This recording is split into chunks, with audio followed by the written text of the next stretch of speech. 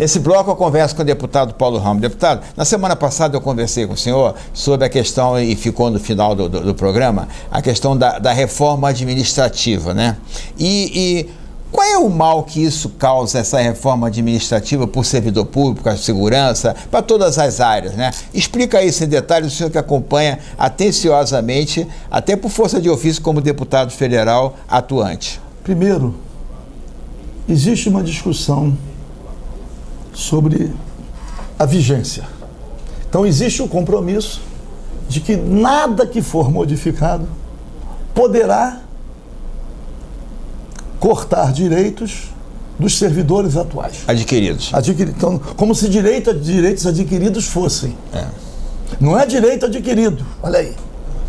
Porque direitos, quer dizer, tem direito que você está usufruindo daquele direito, mas ainda não pode ser considerado direito adquirido. Porque não então, temos que retirar essa expressão. Direitos. Então, não vai atingir direitos. Até ele adquirir.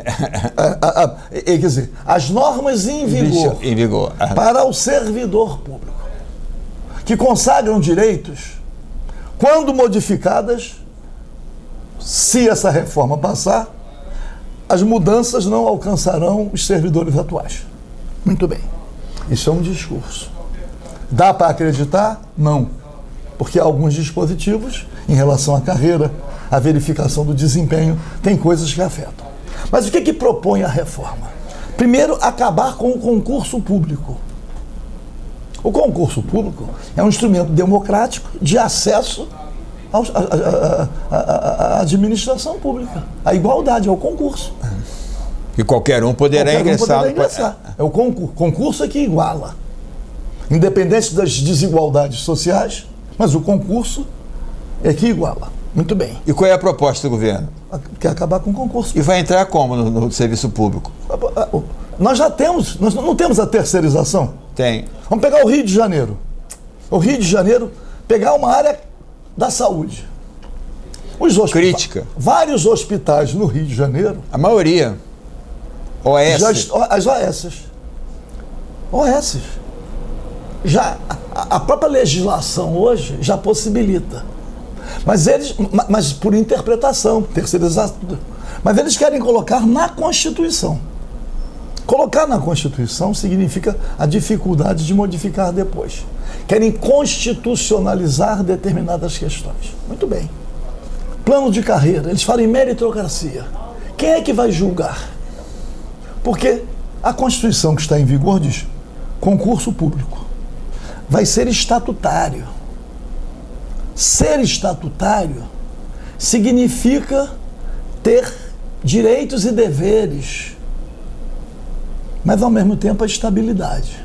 Porque o servidor público, eu tenho dito isso, o servidor público, ele é um representante da sociedade no serviço público. Ele também tem o dever de ajudar a fiscalizar. Ele tem que prestar bons serviços, mas ele é um fiscal da sociedade dentro da máquina pública. Imagina se amanhã ele ficará demissível de acordo com a vontade do chefe, se ele não tem essa garantia. E muitas dizem assim, não, mas a estabilidade faz... Não, o servidor, é só olhar o diário oficial, diariamente, tem servidor sendo demitido. Diariamente. Porque mas isso é um processo, mas tem um processo administrativo. Só isso, é o direito à defesa. É essa garantia que eles também querem retirar, que eles querem transformar o servidor num mero subordinado, um mero cumpridor de ordens, sem refletir. Vamos pegar o IBGE. O ministro Paulo Guedes disse que o IBGE está na era do dinossauro. Por quê? Ele não se conforma com os dados apresentados pelo IBGE. Que ele gostaria de ter um IBGE que manipulasse as pesquisas, manipulasse as informações para justificar a política pública dele. Ou apresentar um sucesso de algo que não alcançou aquele sucesso. Por que ele corta recursos do IBGE? Por que ele tenta desaparelhar o IBGE? Por que ele tenta levar o IBGE ao descrédito? Porque o IBGE tem servidores que são servidores concursados. são servidores que têm estabilidade, são servidores que têm compromisso público. E o IBGE tem credibilidade, ele tenta tirar a credibilidade do BNDES. A mesma coisa são nossas universidades públicas, os nossos centros de pesquisa. Imaginar agora, cortando dinheiro das pesquisas, os estudantes fazendo mestrado, doutorado, ou encerrando as pesquisas, porque não tem recurso, a bolsa não recebe, ou então indo para o exterior, pô. Então o Brasil está exportando cérebros. Então o governo vai demonstrando que quer desmontar a máquina pública, desmontar o serviço público. Aí acaba com o estatuto, acaba com o concurso e as carreiras. Cargos, carreiras e salários. Deputado, essa reforma administrativa atinge militares, não? Ainda das Forças Armadas. Das Forças Armadas, não. Estão excluídos. Excluía também, né, a magistratura, Ministério Público, eles estavam excluídos. Eles chamam carreiras de Estado. Mas há uma emenda, um deputado conseguiu assinaturas e apresentou uma emenda incluindo o Poder Judiciário, incluindo o Ministério Público, e há uma discussão.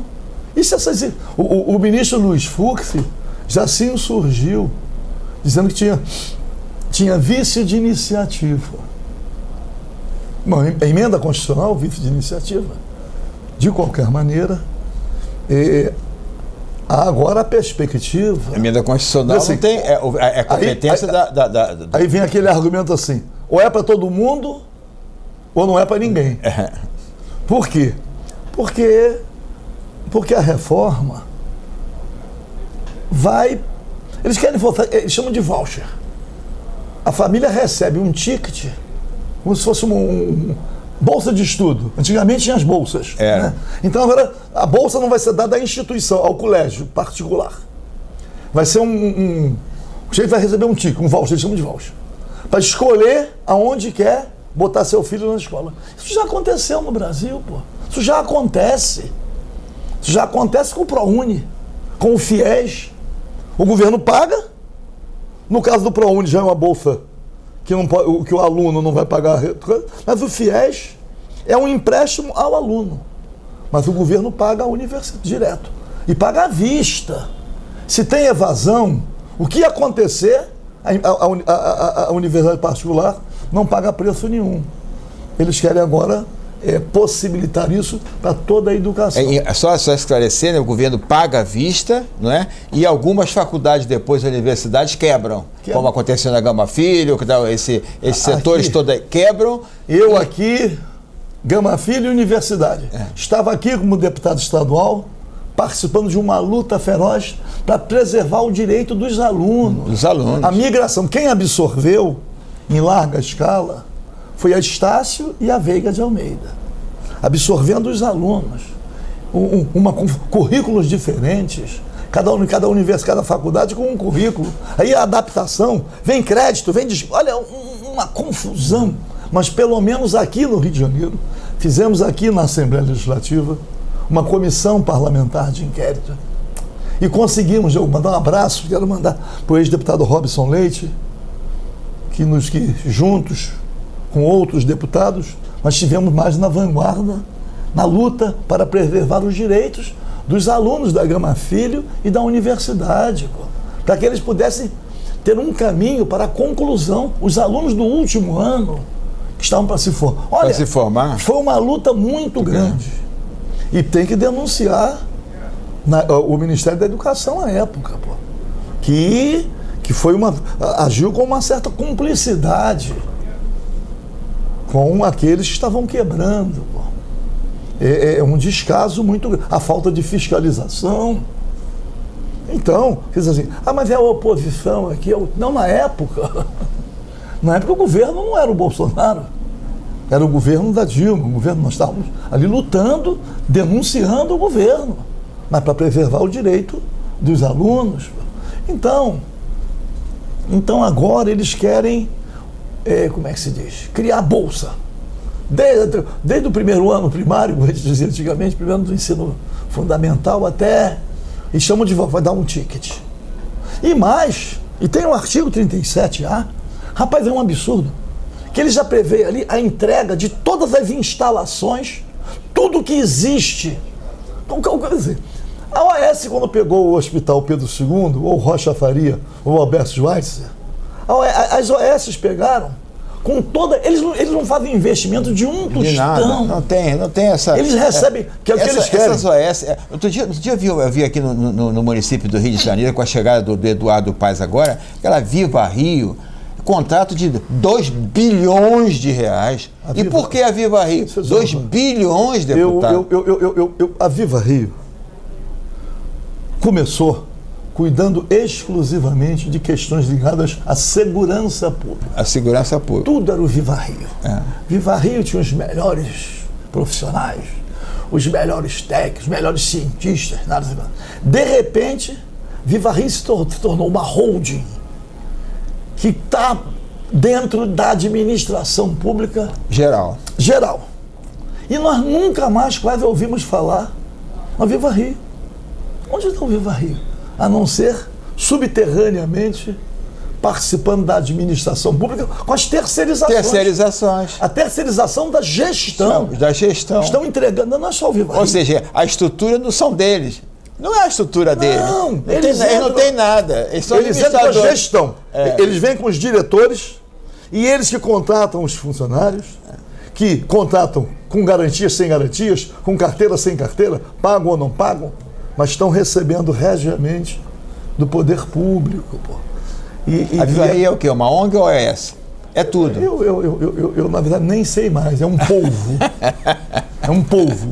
Mas não é só ela, porque eu não quero concentrar, satanizar. Mas o que eu digo é o seguinte: estão transferindo responsabilidades públicas para a iniciativa privada com o argumento. Porque quem paga é o cidadão. Você chega lá, recebe um hospital inteiro pronto para funcionar. Diz assim: o governo vai me pagar tantos milhões por mês para eu administrar. E eu vou gastar tanto. Não, aí ele... Aí vai lá ver como é que está funcionando. E mais, tem uma coisa, eu digo assim, reclama com quem? Diz assim, você pega o trem e não está satisfeito. Fora do horário, encerrou. Você reclama com quem? Quem é o dono? Quem é a pessoa física? Quem é o diretor? Quem é o presidente da Supervia? Quem é o presidente da empresa que administra o BRT? Da Supervia é a firma japonesa agora. Mas quem é a pessoa? Da energia elétrica. Quem é? Você vai reclamar com quem? Porque quando... Não adianta reclamar, né, deputado? Eu estou dizendo o seguinte. Quando a administração é pública... Você tem a quem reclamar. Você sabe quem é o diretor, a diretora do colégio. Sabe quem é o secretário de educação. Sabe quem é o governador. Quando é na área da saúde, sabe quem é o diretor, o diretor do hospital? Você sabe quem é a pessoa. Porque é uma pessoa pública. É um serviço público. Você tem a quem reclamar. Agora é ouvidoria. Pega a conta de luz, não tem a quem reclamar. Não tem. Pega a conta de telefone, não tem a quem reclamar. Vai no juizado especial civil, você chega no supermercado, reclama com quem do aumento da inflação. Você chega no posto de gasolina, a gasolina está alta, você reclama de quem? A quem você se dirige? Que a grande questão é que quando é um agente público, você tem o governo. Mas quando é o agente privado, tratando de serviço público. É verdade. É o agente privado, é a empresa privada, administrando uma coisa pública. Reclama com quem? Vai reclamar com o governo não tem responsabilidade, porque ele transferiu, é uma concessão. Aí complica tudo. Aliás, a palavra concessão significa também, é um favor. É um favor. Deputado, infelizmente nosso tempo acabou. É muito assunto, né, deputado? Hoje o país atravessa uma discussão, né? E nós estamos vivenciando aí, junto com uma pandemia, né? Uma pandemia onde a vacina está avançando, mas lentamente. Essa que é a questão. Está avançando lentamente, porque não houve uma organização inicial na compra. E agora o que acontece?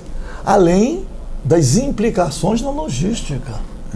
Quando você tem uma quantidade grande, você tem a possibilidade. Como é uma vacinação universal, quanto maior a quantidade de vacinas, mais fácil a administração. Mas a logística tem que ser do governo do Estado e das prefeituras. Mas a distribuição primeira é do governo federal. É do governo. O governo recebe 1 milhão de doses, ele diz para onde vai. Mas se você recebe 1 milhão, se você recebe 50 milhões, você administra de um jeito.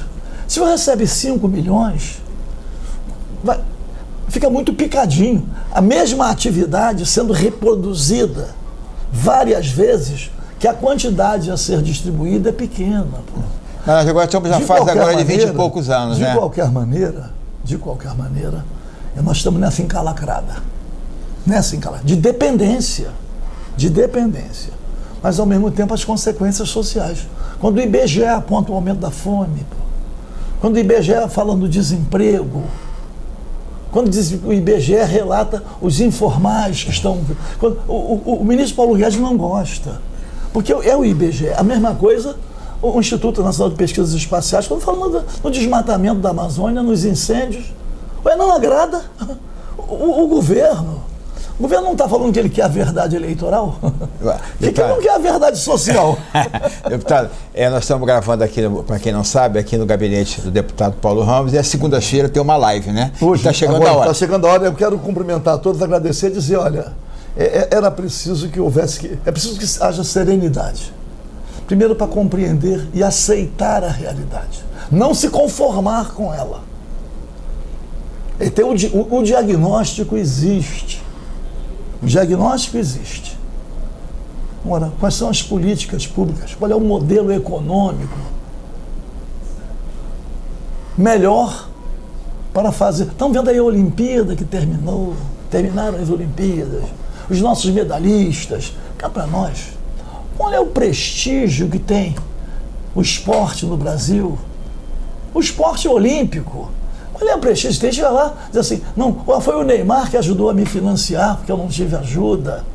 Qual é a política pública no Brasil para prestigiar a prática esportiva? Não é selecionar talentos. Como na China, no Japão e nos Estados Unidos. A massificação como algo interessante para a saúde, para a alegria, para a convivência. Não existe. Mas isso não é de hoje, né, deputado? Não, eu estou dizendo... Estou dizendo isso. Esporte. Eu digo, ela fala assim, mas você... Não. Você tem... Eu vou falar do governo do... Nós estamos conversando sobre a realidade no governo atual. Do atual, Eu posso condenar administrações anteriores em relação... Exemplo, eu condeno a administração Fernando Henrique Cardoso, os 8 anos, não só pela proposta da reeleição, mas porque ele desmontou a soberania nacional. Acabou com o monopólio estatal do petróleo, o monopólio das comunicações, com a nacionalização do subsolo. Condeno. Eu condeno, por exemplo, o governo Lula, porque acabou com juros reais de 12% ao ano, para beneficiar os banqueiros, logo no primeiro ano de governo. Nós estamos no governo Bolsonaro. Nós não estamos nos governos passados. Nós estamos falando do governo agora, porque é esse o governo. E o mandato de deputado federal é atual. Né? Vamos falar de qual governo? Então, nós estamos tratando desse agora. Se amanhã vem outro, nós vamos tratar do outro governo.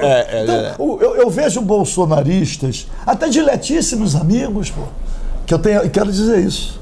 Eu tenho a alegria de não confundir. Eu não confundo a amizade pessoal com a posição política. Não confundo. Convivo com muitos companheiros de diversas origens, mas também convivo com muitos companheiros da Polícia Militar. Então, não confundo. Mas para dizer, nós temos que tratar desse governo. Porque não podemos tratar de outro, que esse é o governo que está aí. É do dia a dia. Deputado. Abraço, então, vamos lá. A luta é grande, mas a força do povo. Brizola dizia, a força do povo. Vamos lá. Conversei com o deputado federal Paulo Ramos. Daqui a pouco a gente volta com mais destaque na TV, né? Sempre sexta e terça-feira, nesse mesmo horário. Agradecer, inclusive, a audiência que aumentou muito com a chegada da Rádio Tupi, né, na programação da TV Posso Max. mandar um abraço para a Cidinha Campos na Rádio Tupi? Pode. Minha amiga Cidinha Campos está lá com o seu programa, agora na Rádio Tupi, ó. Beijo. 1h da tarde, né? E a Rádio Tupi está no nosso canal de 6 da manhã até às 3 da tarde, ao vivo. Daqui a pouco a gente volta.